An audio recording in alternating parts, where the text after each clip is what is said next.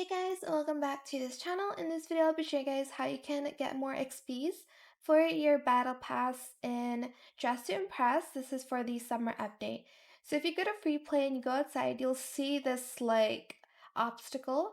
Basically, you'll be given a surfboard and you kind of have to go through these um like areas and like also select the stars. Okay, make sure you don't go into like the logs or the beach ball or the coconut. It is a little bit difficult to control, I must say.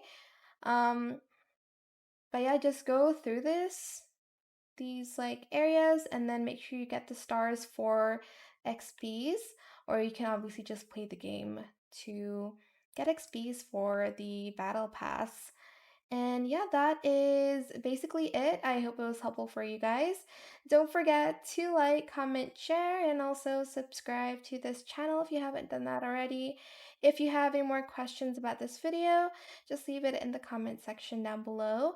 I will try my best to answer them all for you guys. And if you found this video helpful, please click the thanks button as well. That is it. Thank you so much for watching. Bye.